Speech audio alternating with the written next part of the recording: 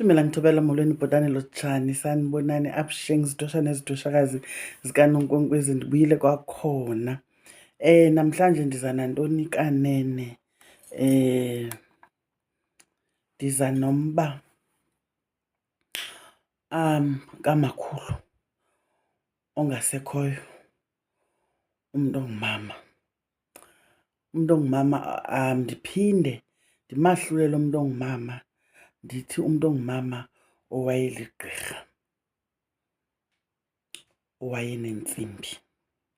So ndizawuthetha ngabo boyi-two, ongenantsimbi nonentsimbi, uzimamelisiseke kakuhle. Ndiza nale topic guys ne, because strange enough ndivuka nethongo, akukho sebusuku bethunana kusemini.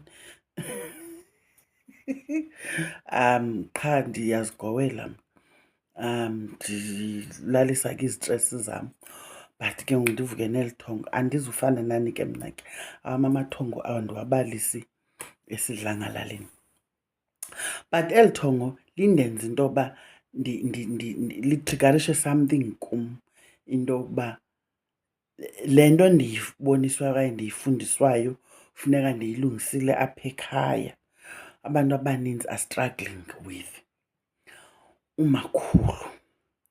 Amakhaya amanintsi anoxanduva and amakhaya amanintsi awazazi nolu xanduva. Umntu ongumama ongasekhoyo, laa mntu ongumama ongasekhoyo uhamba bengumakhulu ubana ngaba ebebhubhe engengomakhulu. Uyayiva laa nto uzawuva xa uyohlola emntwini kuthiwe umakhulu wakho, usindiswe ngumakhulu wakho, ubangwa ngumakhulu, njalo njalo. Into endifuna siyilungise misinformation, misdirection. Our parents were misdirected for some reason. I'm not saying we know better than them, but I think it is becoming obvious as we grow ngoku nathi spiritually, as sisiba woke, into yokuba our parents to some degree were misled. Not all of them, obviously. Andithi abazali bethu abazinto, ningandivi kakubi bazali. Kodwa kumakhaya amaninzi inkonzo isilahlekisile, imfundo isilahlekisile. You understand? Some of our parents chose to ignore isintu and focus on living, you understand, a cosmopolitan life. They became world citizens. They became, cosmopolitan. Bazali bethu bafundile bethunana nakunathi. They have experienced, they were able to do things we cannot do today. They're able to build homes, brick and mortar, something we can't, thina. Siyaphangela. We earn thousands that they never earned bona. But asikwazi umisa amakhaya, asikwazi umisa imizi yethu. Abanye bethu bahlala emakhaya, you understand? Because wow, kunothiwa phuma ngoku kungashuba kuwe. Unawukwazi. Uright kwi-comfort zone yakokwenu, and ke ngoku awuzude ugxothwe because everyone knows it's tough out there. Asikho lapho. All I'm saying, ndithomalalisa izibilini zabo. Andifuni bengathi ndigxeka abazali. Ndithi abazali bethu achieved a lot because they focused. They were focused. But unfortunately, ekubeni focused kwabo, zasilela izinto ezizibetha thina namhlanje. Amasiko, isinto ukutsho. Kukho laa falasi ithi umntu ongumama akazilelwa. Amakhaya amanintsi ahambe ngalo mgaqo. Uthi kuzilelwa umntu ongutata kweli khaya. Ukuzila ke kukuthini? Kukukhapha nokubuyisa. Ufumanisa into yoba abantu abangoomama abaninzi babhubha kudala, zange azilelwa. Now, kuphinde kubekho into edlangileyo, athi umntu ndiphuma khulu iinkobe. uyayiva ke ngoku engazange wazilelwa. Ufumanisa into yoba ezi nkobe xa zisenziwa iphela ipati ingengumsebenzi wezila ncakasane. Uyanderstand? Kwenzela into belityala lokuzilela lo mntu ungumama libe ligqibekile. So that because xa simzilela siyamguqula sithi makajike ajonge kuthi azoba sisihlwele esihle kuthi. Utsho umlomo xa kuthethwa phezu kwale nkomo yakhe. Kodwa xa usithi umphinkobe, umlomo khange uthi uyazilelwa. Ndazi noba ndiyavakala na. Ukuphi inkobe, umntu ongumama uyaphiwa inkobe nakalishumi.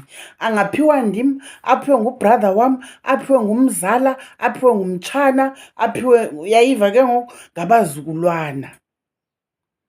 Sisizukulu sesizukulu nakayi-100.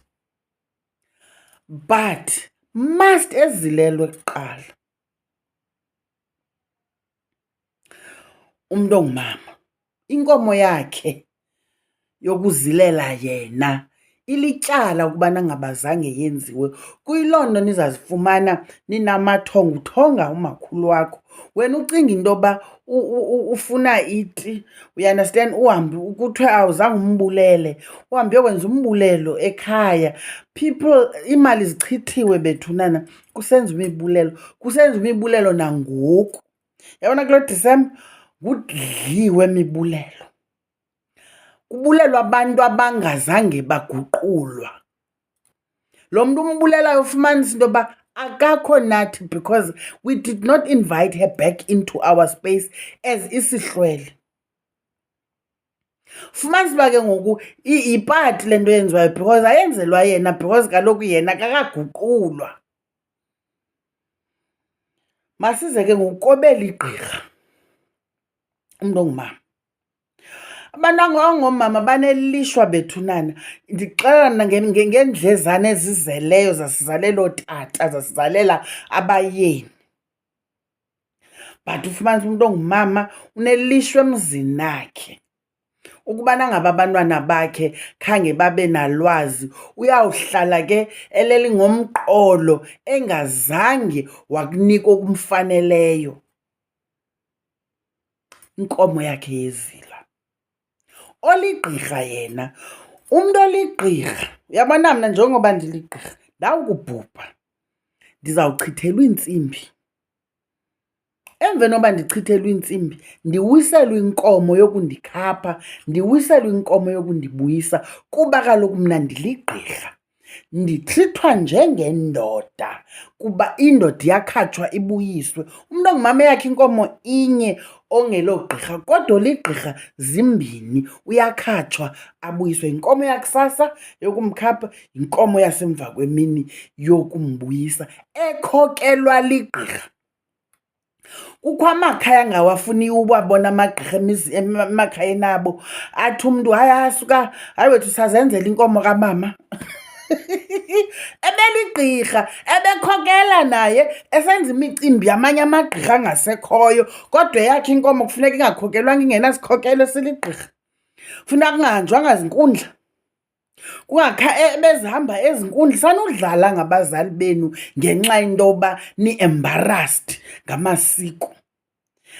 Noba bengunomngqane ebenentsimbi eyi-1 kuthiwa hayi wethu wayengekenzi nemvuma kufa, wayengayityi nebhokhwe, okusalayo ebenentsimbi. Kaloku xa uthwasa, ungathwasa abantu bakokona ubuhlolo bakokona sebukugqibile bona, uligqirha uphelele, sithi abangakugqibanga. Ngoku ke ngoku xa ubhubhile kufuneka sikutrithe njengegqirha. Noba ungunomngqane, uchithelwe iintsimbi, ukhatshwe, ubuyiswe, umsebenzi ukhokelwa ligqirha. It's not like sifuna iithenda zosebenza emakwenu bethunana. It's just the way it is. Khululani iintliziyo zenu kusetyenzwe oomakhulu benu kuzovuleka iintlahla zenu. Camagwini bethunana, nisebenze kakuhle bethunana kule mibulelo niyenzayo kulo Disemba.